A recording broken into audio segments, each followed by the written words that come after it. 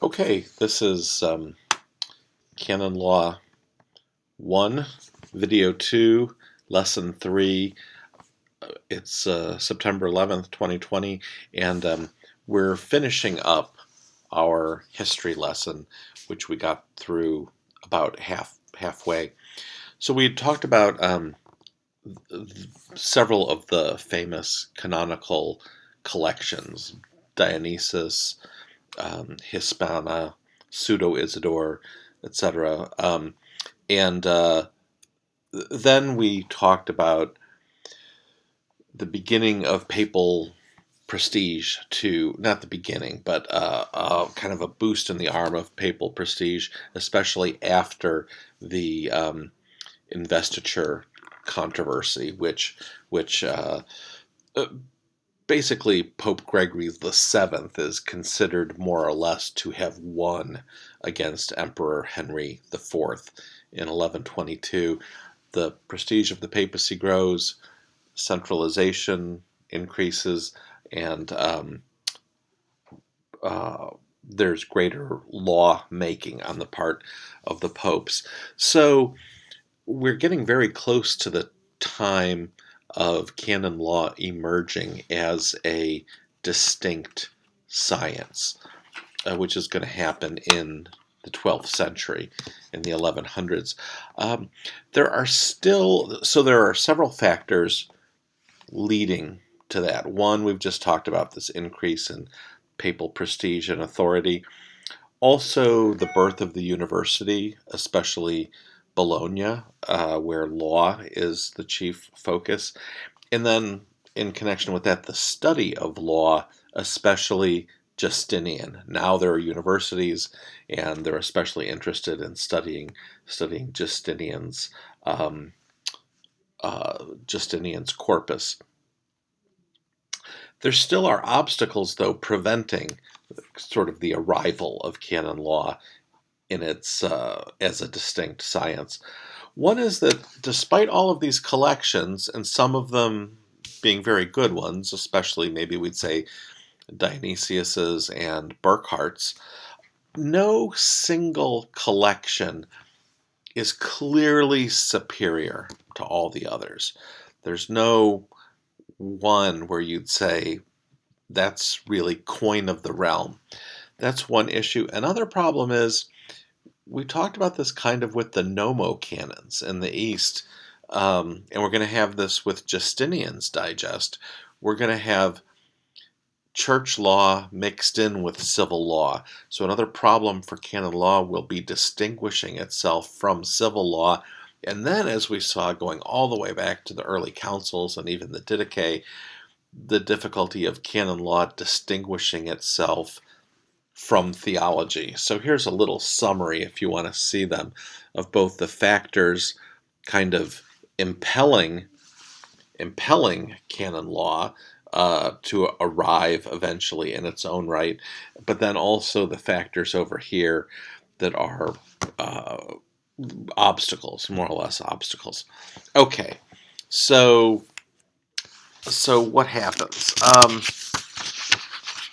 What all these centuries of collections could not achieve was achieved by one man, and that's Gratian. Gratian is really the great.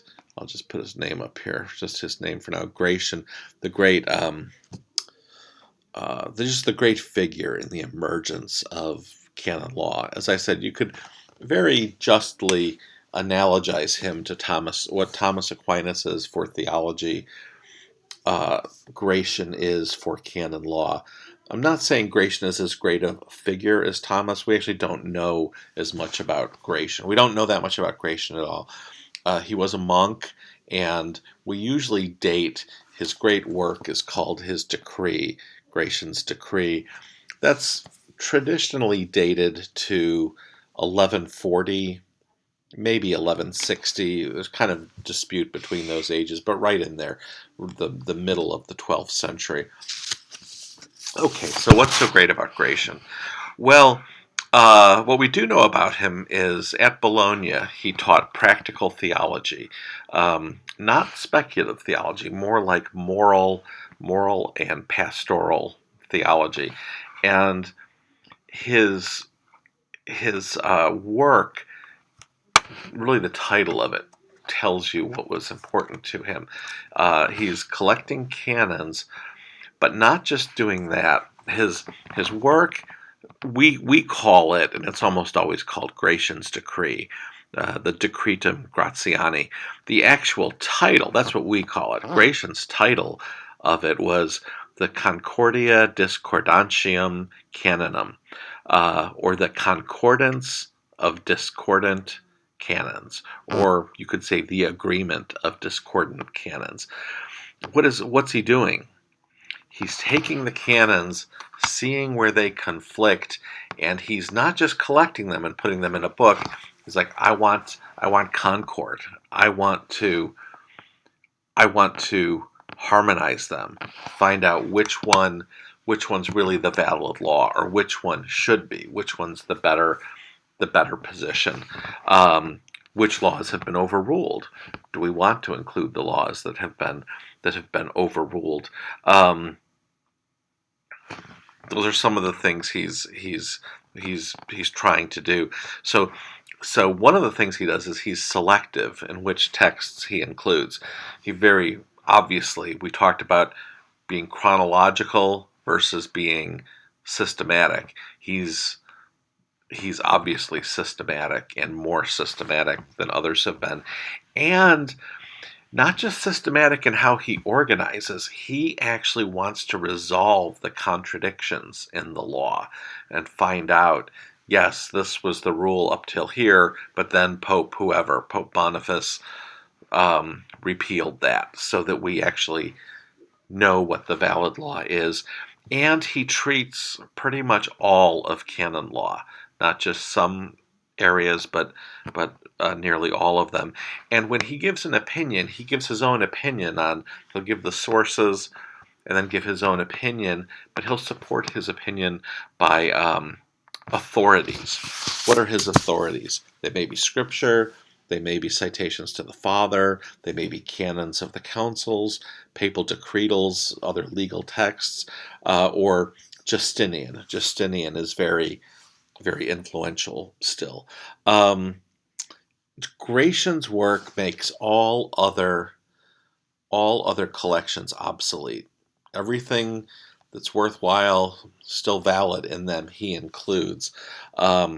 And this is a private work. This is Gratian doing this essentially as a master, a teacher at Bologna. It's not the church commissioning him; it's just his doing it on his own. He's almost always called, I think you could really say always called, the greatest canonist in history, and very justly so. He really deserves that title. Okay, so that's essentially his achievement. He's more systematic than the others have been, and he's treating all of canon law, and he's resolving conflicts. He's giving his opinion on disputed questions and actually supporting that. So he's doing going far beyond what other collections had done. What would you be likely to find in Gratian, or even in other books to come of canon law or collections? Here's some of the subjects that you would find in canon law, and this would include Gratian.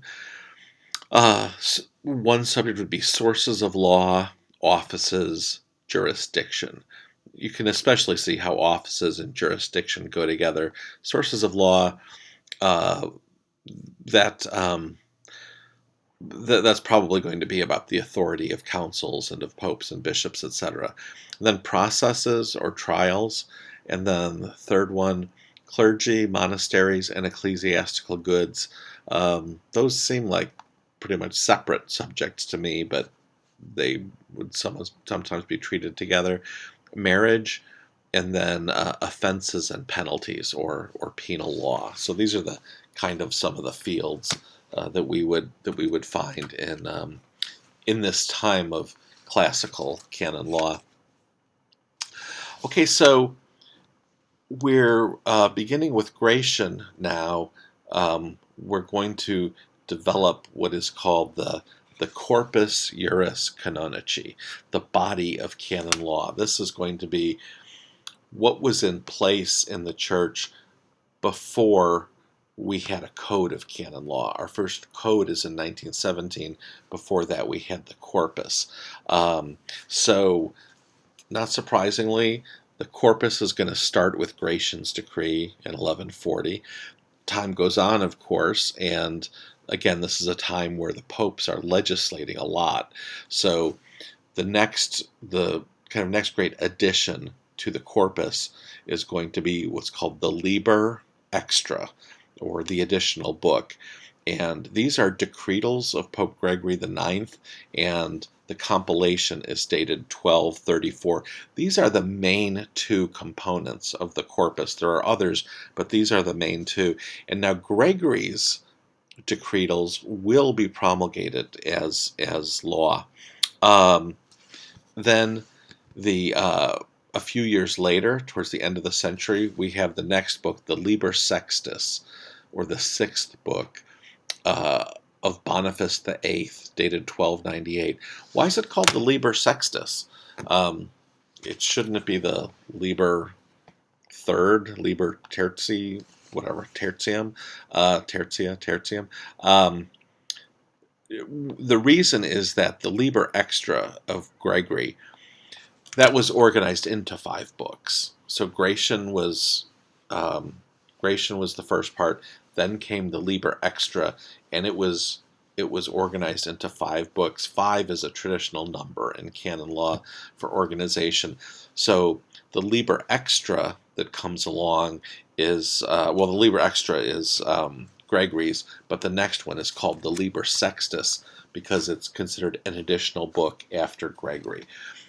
So that's that is in 1298, and then the next collection that kind of rounds out the corpus is called the Clementinae, and these are decretals of Clement V and John the 22nd, and they are dated 1317. The collection is 1317.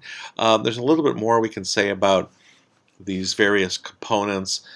Again, after Gratian's decree, the Liber Extra is the most important.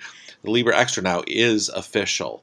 Gratian's decree is really not official, but the Liber Extra is, and the person who assists the Pope in compiling Pope Gregory and compiling his decretals is Saint Raymond of Peñafort, who's the patron saint of canonists. It is organized in a way similar to Justinian's compilation, and the Liber Extra is promulgated as law. The Liber Sextus of Boniface VIII also is promulgated as law too, as well. Boniface VIII is an interesting figure. We said today in class that we come to a time eventually in the West where, whereas in the East we had this problem with the civil emperor seeming to rule or take over the prerogatives of the church in some ways, and in the West we didn't have that as much, or at least not as pervasively, but in this period we're talking about, we had sometimes civil authority being absorbed in ecclesiastical authority, and Boniface VIII would be a key figure there. He would be really at the top of the kind of claims of papal power. Okay, and then some time passes, so just those 4 things are what's the corpus. Gratian's decree, the Liber Extra, and then the other 2, Liber Sextus and the Clementinae. As time passes, 2 other collections evolve, but they're not considered part of the corpus. One is called the Extravagantes of John the 22nd, that's dated in the 14th century. And extravagantes means that it's outside of the corpus. And then around the year 1500, we have what's called the extravagantes communes. So it's other authorities that are outside of the corpus. But if you're studying canon law at this time, you probably would want not only the corpus itself, but also the extravagantes of John the 22nd and the extravagantes communes. Okay, so this is really the heyday of classical canon law. Many of the popes in this period are canonists. What do you actually need to know, though, for this class? You should know what the corpus is, that it's essentially the body of law in force for several centuries before the 1917 code. Know that it is Gratian's decree plus 3 additional collections of papal decretals. Wouldn't hurt to know Gregory the Ninth, but I don't think I would ask you that. You don't really need to know the names Liber Extra, Liber Sextus Clementine. It's up to you. It's on Father Plessila's timeline. They're in there if you're interested, but I don't think it's essential for you to, memorize these things. So you don't need to. Also, I would say that you don't need to sort of know the names in the sense of being tested. Just for your own knowledge, though, you, I think, should know them, that if they come up, if you hear somebody else talk about the Liber Sextus, it should click in. Okay, yeah, that was part of the Corpus Juris Canonici. Same with the Liber Extra. Again, not so much for testing purposes, as just for your own knowledge. Okay, so kind of the next thing that Woodall talks about in his history section is, as we see, we've got things added to the, not so much added, things added to the corpus for centuries, at least 2 centuries, and then we've got these extravagantes for a couple more centuries that aren't really put into the corpus, but are studied at least alongside of it, and the corpus essentially being our main legal authority up into about 100 years ago, really 103 years ago. But then we have just a number of events that happen in the world. Some influence canon law a lot, some not quite as much, but we're clearly emerging from the medieval world. I'll just put a few of them up that are particularly important.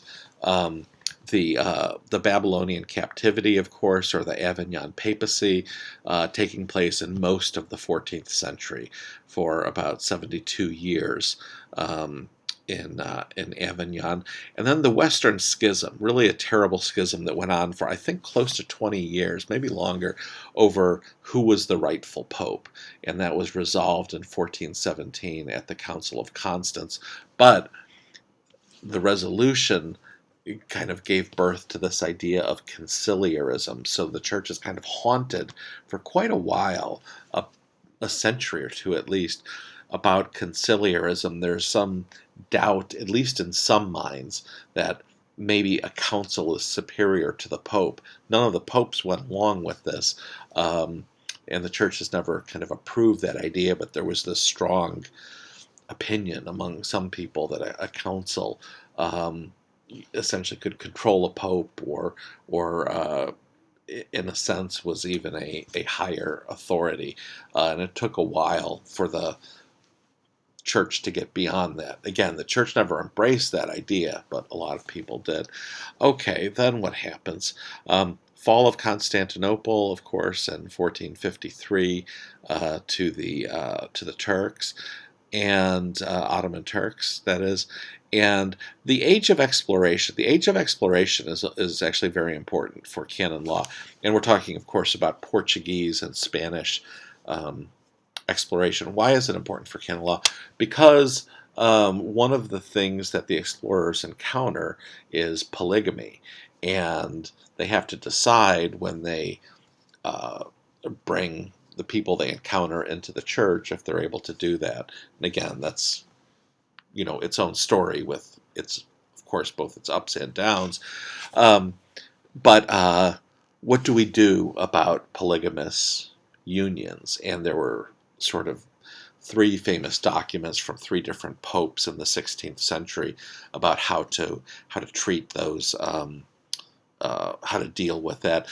And the way it essentially was resolved was that usually the person in the polygamous union, I mean, the husband would be allowed to pick one of the wives, one of them to actually be his wife. It seems like he should be bound to the first one, and I think that happens sometimes. But more often he was permitted to choose. If you're interested in this, the marriage procedure class talks about this in some historical detail. Then, of course, we have the Protestant Reformation, and then the Counter Reformation, and we have the Council of Trent. Trent is interesting for, I don't think I left that up quite long enough. Trent is interesting for canon law. It's very important because it enacts a number of reforms. It talks about the authority of bishops and the Pope, talks a lot about the sacraments and even sacramental discipline. And some of the main reforms are something we've talked about already, the canonical form of marriage, requiring people now to marry in front of the church's minister. But also the rights and duties of clergy are addressed, especially the duty of residence. We had this problem of absentee clergy, especially absentee bishops, who would sometimes even amass several different dioceses, and they would get the benefits of the income from those dioceses, but they didn't really do ministry there, and sometimes never even visited. So Trent is very important, and if you're studying canon law in the wake of Trent, what you would do is probably get the decrees from Trent and have those with your copy of the Corpus and the Extravagantes, so that you would have the more current law. The law of Trent, though, did not become as important as it should have, or it didn't become, I should say, it didn't become as important for the field of canon law as it should have. And the reason is that the Pope, I think it was Pius V, might have been Pius IV, but I think it was Pius V, he forbade commentaries on the laws of Trent. And really that's where, of course, a lot of our uh, canon law scholarship came from. That's what Gratian was doing, is he was commenting on the law. But I think the Pope may have been concerned that people might try to minimize or either willingly or unwillingly may misrepresent what the decrees actually said. In the Counter-Reformation, then, kind of in the same period or a little bit after, our key figure is Robert Bellarmine, and he very much emphasizes the visible church, the structure, meaning especially the Pope and the hierarchy, this idea of the church as an institution, the church as a perfect society. Is identified with this period. It's easy to see the limitations of this view. One is that with all this emphasis on the visible church, the spiritual community is being neglected, or arguably being neglected. Also, the common bond between the laity and the clergy could tend to be lost. There's so much emphasis on the hierarchy that the laity might almost seem forgotten, and certainly the common bond. Almost the church seems almost identified with the hierarchy in that sense. So there's definitely limitations of this view. Bellarmine is criticized a fair amount in this kind of view. Sometimes it's called the fortress church, or the church's fortress, is criticized, and there's certainly room for criticism. Um, but if you think about the times that we're talking about, there may have been something necessary, even though it was a very defensive posture. There may have been something necessary about it. Again, we're in the modern age where we've got, beginning of the modern age, where we've got, of course, the Protestant Reformation, but also the rise of the nation state, which is arising in a way that is not entirely friendly to Christianity. And just over the horizon is going to be the Enlightenment, which is going to be the source of a lot of insights, but it's going to be not only not too friendly to Christianity, but quite actively hostile in a lot of ways, especially the French Enlightenment, not not quite as much the English Enlightenment, and maybe even less so the Scottish Enlightenment. But we really, I think, remember the French very much, and it was probably the most influential. Um, the church's sort of first bureaucracy really develops with Pope Sixtus V, and he organizes the Curia, the Roman Curia, in 1588, and kind of organizes it as a bureaucracy. And we've essentially had that really, really ever since. Following developments, we get into, of course, the wars of religion in the 16th and 17th centuries. They end in 1648 with the Peace of Westphalia. We'll put that up. And then, of course, the French Revolution in 1789. Following the French Revolution, um, uh, Napoleon, then kind of a period of peace from around 8 and quiet and return to the way things used to be from about 1815 to 1830, and then revolutions start to spread across Europe again. Two big years for revolution are 1830 and even more so 1848. And you also see in the years that follow, in addition to the revolutions, kind of the unification of two countries that were really the last two to be unified as nation states, namely Germany and Italy.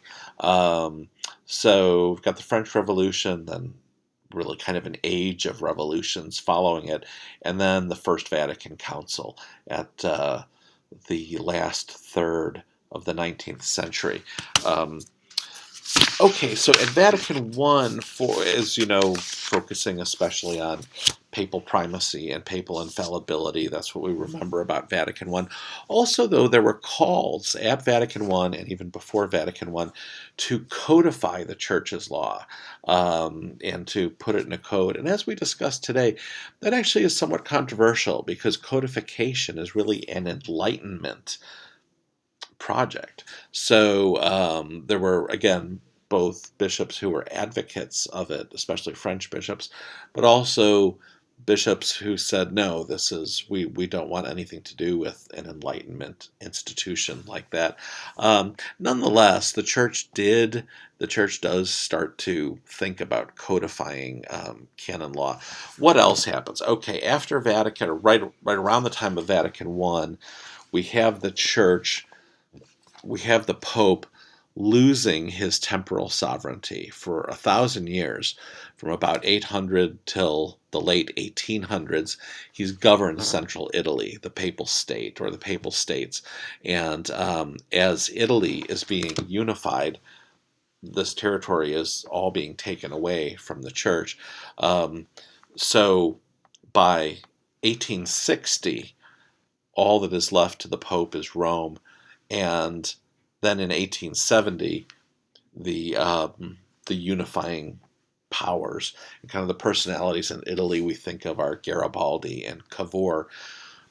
They take Rome, and there's really nothing left other than essentially the Pope in the Vatican. He's the Pius IX, who's the Pope at the time, calls himself a prisoner in the Vatican.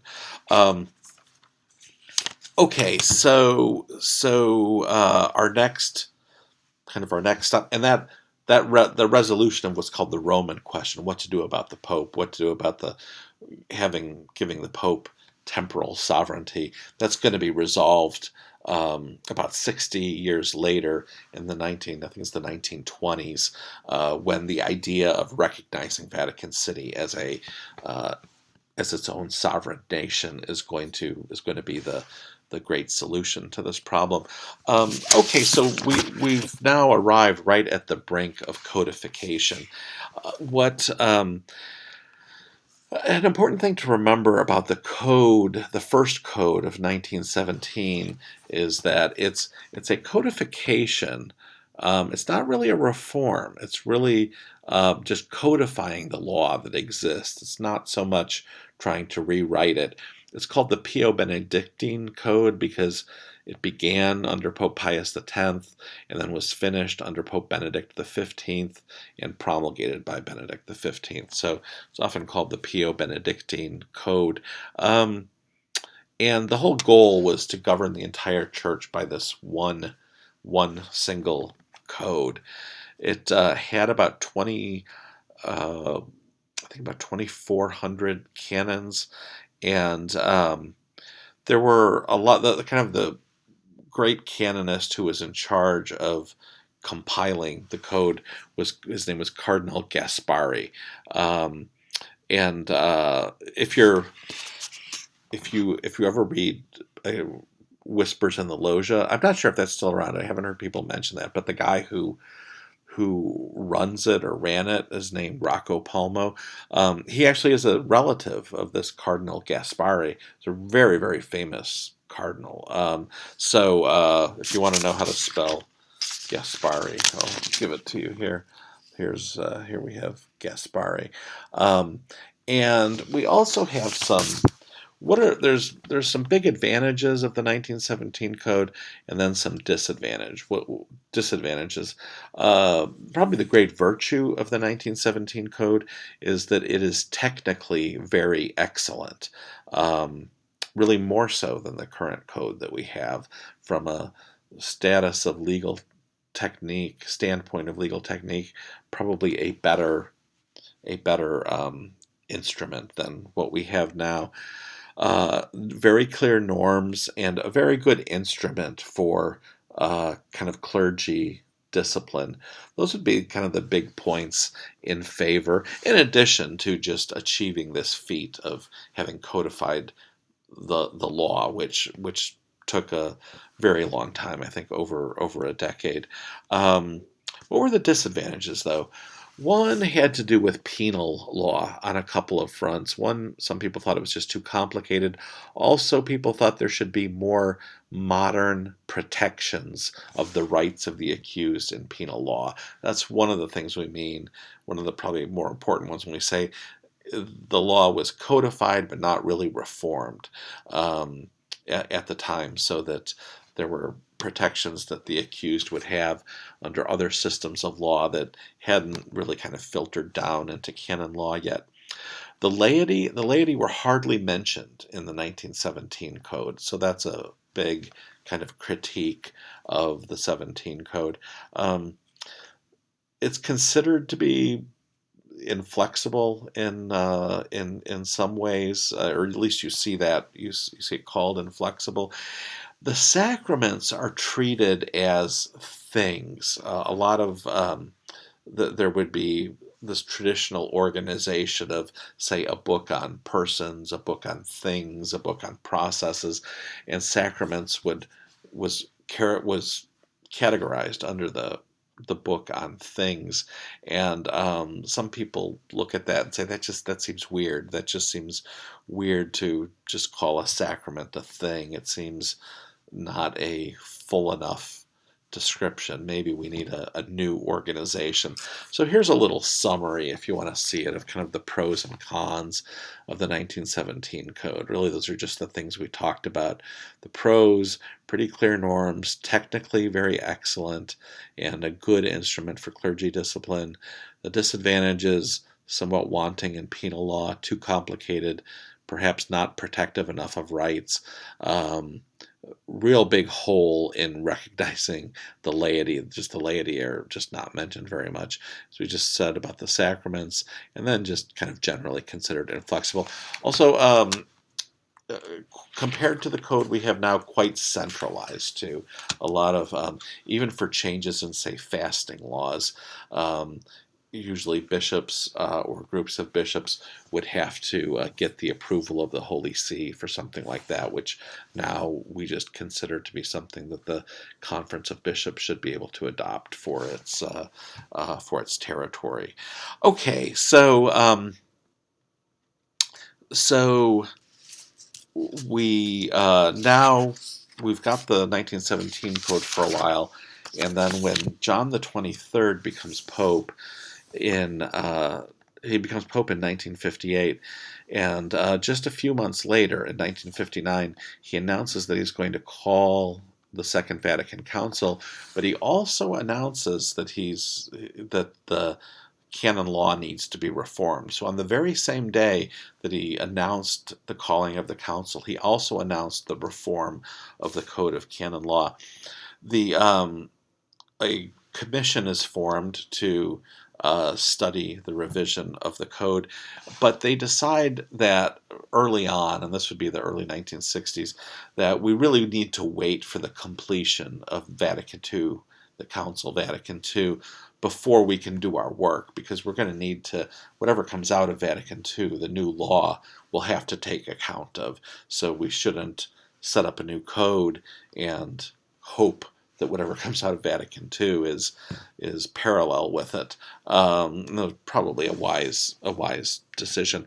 So Vatican II does go on. It's completed under the next Pope, Paul VI, and we see a lot of new things come out of Vatican II that you can see the new law will have to take account of. What are some of them? One is much more emphasis on the laity. We're going to want to expand the code's treatment of the laity. Also a lot on associations of the faithful, kind of private groups that people form just in virtue of their Christian identity, but also in virtue of their natural right of association. There's some new kinds of bodies that are introduced with Vatican II, such as conferences of bishops, synods of bishops, presbyteral councils. We also have kind of the revival of the permanent diaconate, much greater recognition of rights in Vatican II. Rights talked about quite a bit, especially in the document on the laity, also Lumen Gentium, though, and probably some other documents. Let's see, there's kind of a strong push to reduce the penal canons. Penal law, this is the 1960s, penal law is not the favorite field of law for a lot of people. This is actually causing problems in our own day now, and we'll study this semester. The penal section of the 1983 code has really, in light of the sexual abuse crisis, really been found wanting. And so there was a report last semester, a report that there's been the section of the code on penal law is really being overhauled, and that the work on it is either close to done, or at least close to the point where the Pope will be ready to review it. Let's see. Okay, so what are some? So a lot of these features of Vatican II are taken account of in the new law. What are the characteristics of the new law? One is it's much more decentralized. The bishops have more authority. There's a lot of more things the bishops can do and do not need the approval of the Holy See to do as before. Much more emphasis on the rights of the faithful, more emphasis on the laity. Not many definitions are included in the Code of Canon Law. That's one of the reasons we might say why the old code from 1917 was more technically excellent. It was clearer. You knew more clearly what it was saying, partly because you're likely to have more definitions. So for the 83 code, here's at least a couple of principles. You could say it's really taking its marching orders from Vatican II. Sometimes it's even called the final document of Vatican II, even though it obviously came out a number of years after Vatican II closed. Recognizes rights to a greater extent than they'd ever been recognized before. More of a decentralized plan, and penal law is greatly reduced. Penal law had about 220 canons under the old code, and only I think 88 or 89 under the 83 code, so reduced by more than half. Okay, and so John Paul, of course, is the Pope to promulgate the 1983 code, but he also promulgates two other things, and together with the 83 code, they become what he calls a new corpus of canon law. So we've got the 83 code, and then 5 years later, we get this document, Pastor Bonus, and that's in, if you've got the new collection, the new code from Wilson and LaFleur that was just published this year. It has Pastor Bonus in it, and that we talked about the church's bureaucracy being first really organized in 1588. Well, exactly 400 years later, we get Pastor Bonus reorganizing it. It had been reorganized in between, but I think 1988 may have been intentionally chosen to tie in with that previous organization 400 years earlier. And what essentially Pastor Bonus does is it says these are the different dicasteries of the Holy See, and this is the responsibility of each one.